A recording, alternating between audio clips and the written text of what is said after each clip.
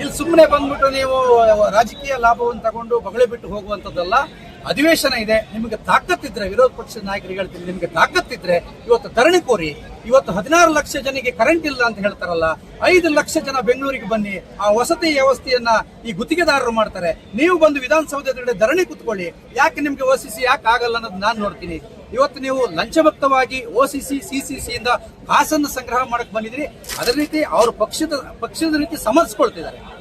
ಆದ್ರೆ ಇಷ್ಟು ಜನ ವಿರೋಧ ಪಕ್ಷದಲ್ಲಿ ಇರುವಂತ ನಾಯಕರುಗಳು ನಮ್ಮ ಬಗ್ಗೆ ಕಾಳಜಿನೇ ಇಲ್ಲ. ನಿಮ್ಗೆ ವಿರೋಧ ಪಕ್ಷದಲ್ಲಿ ಕಾಳಜಿ ಇಲ್ಲ ಅಂದ್ಮೇಲೆ ಗುತ್ತಿಗೆದಾರರು ಇಲ್ಲಿ ಹೋರಾಟ ಮಾಡಬೇಕು. ಕರೆಂಟ್ ಬೇಕಾದಂತವರು ಕೂಡ ನಾಗರಿಕರು ಇಲ್ಲಿ ಬಂದು ಪ್ರತಿಭಟನೆಗೆ ಭಾಗವಹಿಸ್ತಿಲ್ಲ ಅಂದ್ರೆ ಇದು ನಮ್ಮ ರಾಜ್ಯದ ದೌರ್ಬಲ್ಯವಾಗಿದೆ. ಹಾಗಾಗಿ ನಾನು ಎಲ್ಲರಿಗೂ ಮನವಿಯನ್ನು ಮಾಡ್ತಾ ಇದ್ದೀನಿ, ರಾಜಕಾರಣಿಗಳನ್ನ ನಂಬಿಕೊಂಡು ನಾವು ಹೋರಾಟವನ್ನು ಮಾಡಿದ್ರೆ ನಾವು ದಡ ಸೇರುವಂತದ್ದು ಸಾಧ್ಯನೇ ಇಲ್ಲ. ಆದ್ರೆ ಇವತ್ತು 16 ಲಕ್ಷ ಜನದಲ್ಲಿ ಅಟ್ಲೀಸ್ಟ್ 2% ಜನ ಗುತ್ತಿಗೆದಾರರಿಗೆ ಬೆಂಬಲವನ್ನು ಕೊಡಿ, ಈ ಹೋರಾಟವನ್ನು ಯಶಸ್ವಿಗೊಳಿಸಿ. ವಿಧಾನಸೌಧ ಮುಂದೆಗಡೆನೇ ಹೋರಾಟ ಮಾಡಬೇಕು. ಇದು ವಿಧಾನಸೌಧದ ಸ್ಮಶಾನ ಜಾಗ. ಇಲ್ಲಿ ಯಾವುದೇ ಹೋರಾಟ ಏನೇ ಮಾಡಿದ್ರು ಕೂಡ ಇಲ್ಲಿ ಬೆಲೆ ಇಲ್ಲ.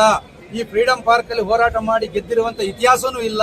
ಆದ್ರೆ ಇಲ್ಲಿ ರಾಜಕಾರಣಿಗಳು ನಮ್ಮ ಲಾಭವನ್ನು ಪಡಿತಾರೆ ಹೊರತು ನಮ್ಮ ಶ್ರಮಕ್ಕೆ, ನಮ್ಮ ಒಂದು ಈ ಶ್ರದ್ಧೆಗೆ ಇಲ್ಲಿ ಬೆಲೆ ಇರಲ್ಲ.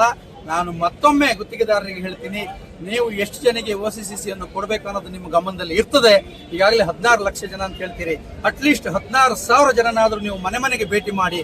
ಇನ್ನೊಮ್ಮೆ ಮುಖ್ಯಮಂತ್ರಿಗಳ ಮನೆಗೆ, DCM ಅವರ ಮನೆಗೆ, ಯಾರ್ಯಾರು ಸುಳ್ಳು ಹೇಳ್ತಾರಲ್ಲ ವಿರೋಧ ಪಕ್ಷದ ನಾಯಕರ ಮನೆಗೆ, ಎಲ್ಲರ ಮನೆಗೆ ನೀವು ಮುತ್ತಿಗೆ ಹಾಕಿದ್ರೆ ಮಾತ್ರ ಈ ನಾಗರಿಕರಿಗೆ ನ್ಯಾಯ ಸಿಗುತ್ತೆ ಅಂತ ಹೇಳಿ ಶ್ರೀರಾಮ್ ಸೇನೆ ಕಡೆಯಿಂದ ನಾನು ಹೇಳ್ತಾ ಇದ್ದೀನಿ. ನಮಸ್ಕಾರ.